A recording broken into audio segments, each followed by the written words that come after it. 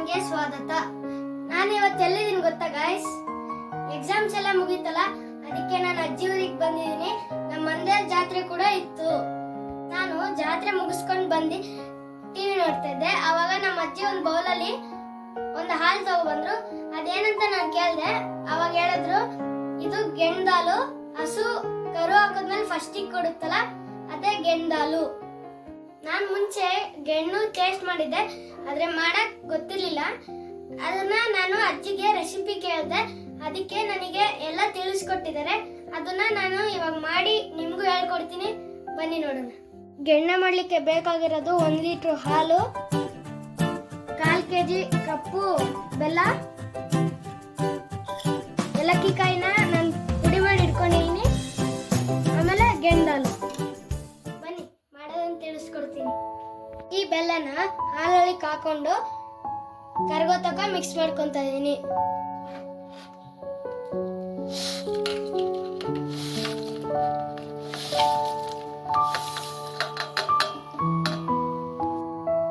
ನೋಡಿ, ಈಗ ಚೆನ್ನಾಗಿ ಕಲಿಸ್ತಾ ಇದೀನಿ.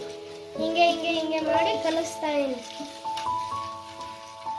ಬೆಲ್ಲ ಕಲಸಲು ಜಾಸ್ತಿ ಟೈಮ್ ಹಿಡಿತೈತೆ, ಬಹುಶಃ ಒಂದು 10 ನಿಮಿಷ.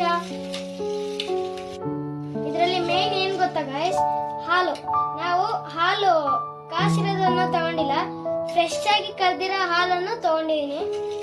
ಗಾಯ್ಸ್, ಇವಾಗ ನಾವು ಇದನ್ನ ಸೋಸ್ಕೊಳ್ಳೋಣ. ಯಾಕಂದ್ರೆ ಬೆಲ್ಲದಲ್ಲಿ ಚಿಕ್ಕ ಚಿಕ್ಕ ಕಲ್ಲುಗಳು ಇರ್ತವೆ, ಅದಕ್ಕೋಸ್ಕರ ಇದನ್ನ ನಾವು ಸೋಸ್ಕೊಳ್ಳೋಣ.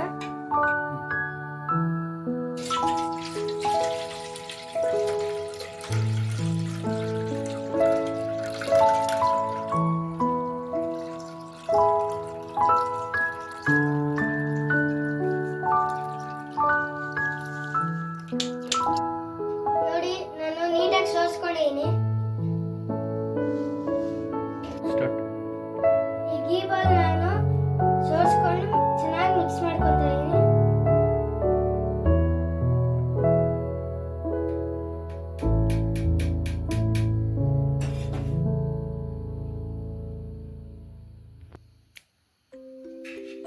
ನೆಕ್ಸ್ಟ್ ನಾನು ಈ ಏಲಕ್ಕಿ ಪುಡಿನ ಹಾಕೊಂಡು ಮಿಕ್ಸ್ ಮಾಡ್ಕೊತಾ ಇದ್ದೀನಿ.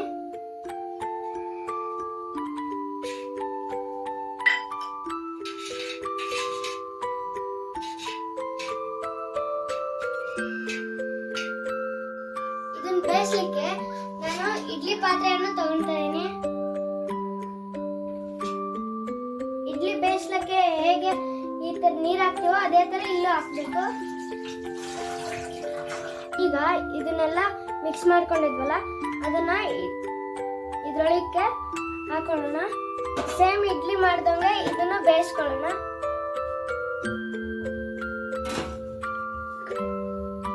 ಈಗ ಸ್ಟವ್ ಹಚ್ಕೊಳ್ಳೋಣ.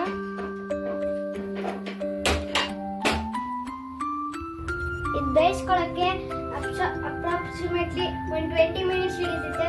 ಯಾಕೆಂದ್ರೆ ನಾವು ದೊಡ್ಡ ಪಾತ್ರೆ ತಗೊಂಡಿದ್ವಲ್ಲ, ಅದಕ್ಕೆ. ಈಗ 20 ಮಿನಿಟ್ಸ್ ಆಗಿದೆ, ಗ್ಯಾಸ್ ಆಫ್ ಮಾಡೋಣ.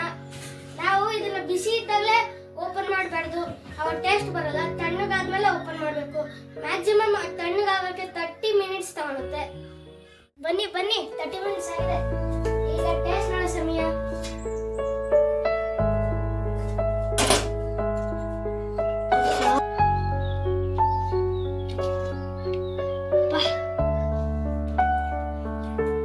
ನೋಡಿ, ಸೇಮ್ ಕೇಕ್ ತರನೇ ಆಗಿದೆ. ಇದನ್ನ ನಾವು ಮನೇಲೆ ಈಸಿಯಾಗಿ ಮಾಡ್ಕೊಂಡು ತಿನ್ಬೋದು. ಈ ತರ ನಾವು ಕಟ್ ಮಾಡ್ಕೊಂಡ್ರೆ ಈಸಿ ಆಗುತ್ತೆ. ನೋಡಿ ಎಷ್ಟು ಸಾಫ್ಟ್ ಆಗಿದೆ.